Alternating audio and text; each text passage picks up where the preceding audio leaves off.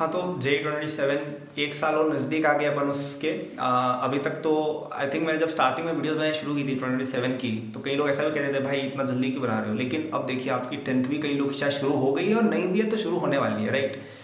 तो एक साल ही बचा है अपने पास जेई प्रेप शुरू होने में, तो टाइम जल्दी निकलता है बॉस। देखो ठीक है, अभी आप 9th में थे, आपने सोचा टाइम है, 10th आ गया, ठीक है, लेकिन कोई दिक्कत नहीं है, अभी भी आपके पास काफ़ी टाइम है।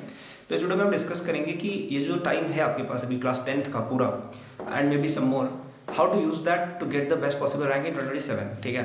तो सबसे पहली चीज़ कि आपको आपकी सीरियसनेस पे वर्क करना होगा। देखिए मैंने एक चीज़ नोटिस किया कि कई सारे लोग अभी सीरियस नहीं होते हैं इतने, एंड अंडरस्टैंडेबल है, ठीक है, गेट इट कि आप अभी 10th में ही हो, 9th to 10th गए हो, ठीक है, कोई दिक्कत नहीं है। और अभी ठीक है, आपको चिल करना भी चाहिए क्योंकि अभी आपके शायद एग्जाम्स चल रहे होंगे या खत्म हुए होंगे, राइट। तो उस समय you can chill a bit, no problem in that at all, ठीक है, यू कैन हैव फन।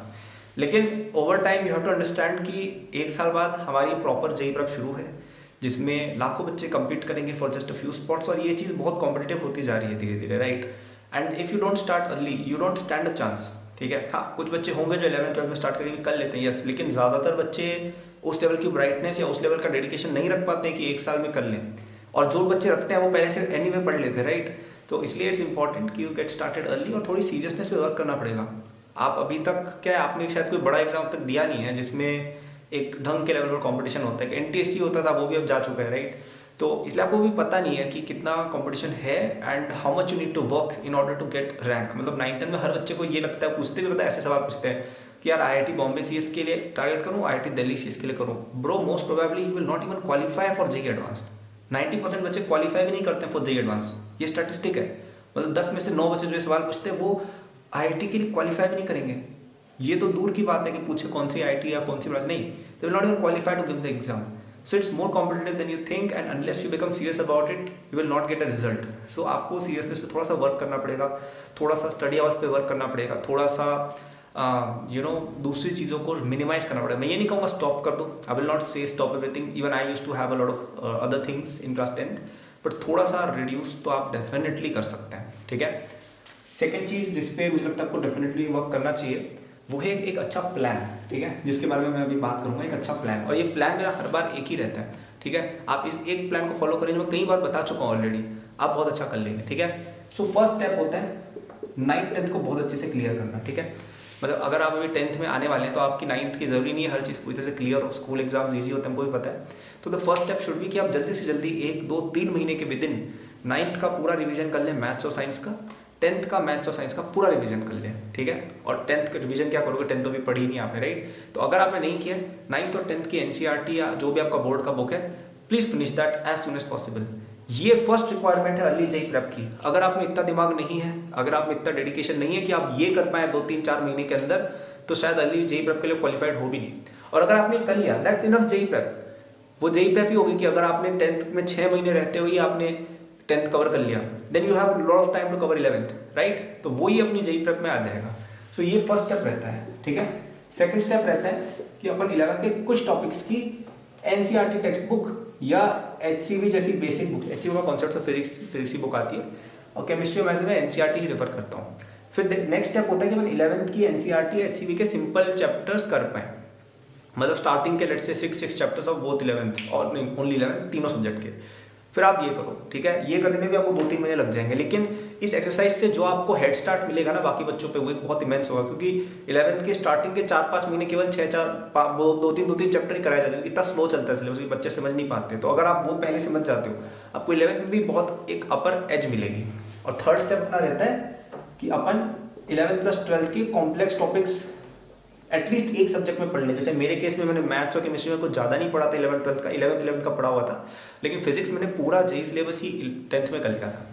तो आप समझ रहे हैं, मैथ्स और फिजिक्स में स्पेशली अगर एक सब्जेक्ट आपका पहले हो जाता है ना, तो वो बहुत हेल्प करता है, क्योंकि डिफिकल्ट सब्जेक्ट तो मैथ्स और फिजिक्स रहते हैं बाद में।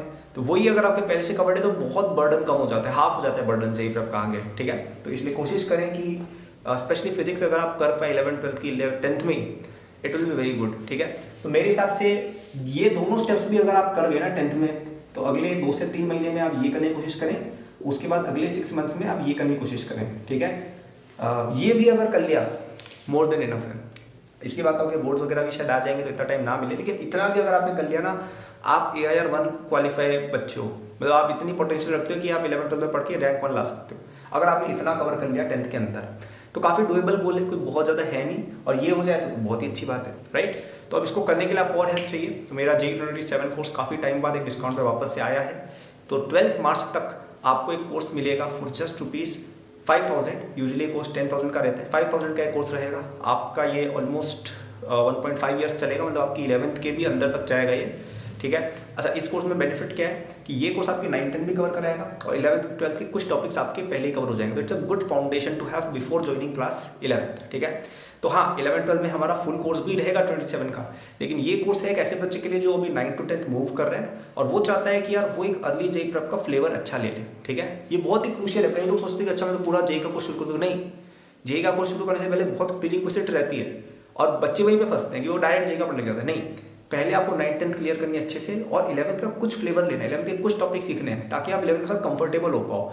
ये स्टेप एक नॉर्मल JEE एस्पिरेंट को मिलता ही नहीं जो 11th में जा रहा होता है, ठीक है। आपको मिल रहा है, तो डिस्क्रिप्शन में जाएंगे, फर्स्ट लिंक दिया, उस पर क्लिक करेंगे, ऑनलाइन पेमेंट करेंगे, आपको कोर्स मिल जाएगा और सब कुछ रिकॉर्डेड है, आप कभी भी पढ़ सकते हो, कोई दिक्कत ही नहीं उसके अंदर। काफ़ी कम कॉस्ट पर भी है, 5,000 में आपका ये कितना चल रहा है, मतलब 2025 के मिड तक, मतलब ये आपके 11th के एंड तक आपका चलेगा ये आराम से, ठीक है। और इस कोर्स में आपको इतना सब कुछ सीखने को मिल जाएगा, ये आपको 11th में भी हेल्प करेगा, 9th-10th में तो हेल्प करेगा ही। हाँ, बाद में हमारा 2027 का फुल कोर्स लॉन्च होगा जब आप 11th में आ जाओगे, एक साल बाद। अभी 26 का लॉन्च हमारा होने वाला है, ठीक है। तो वो एक रहेगा, but it's a very good foundation course to have. तो डिस्क्रिप्शन में जाके आप लिंक पे क्लिक कर सकते हो, और अगर आप एक बहुत ही ज़्यादा एडवांस बच्चा आप चाहते हो कि हमें तो और चाहिए, वो भी हम आपको दे देंगे, कोई दिक्कत नहीं है, ठीक है।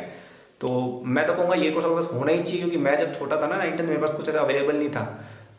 ये बहुत ही स्ट्रक्चर्ड है, जो मैंने खुद बनाया कि यार मैं 9th-10th में इसमें कितने सारे एग्जाम्स क्लियर किए थे, फिर JEE में भी अच्छा किया था, right. So what should I have studied instead of what I studied, ये उसकी एक डिस्टिलेशन है।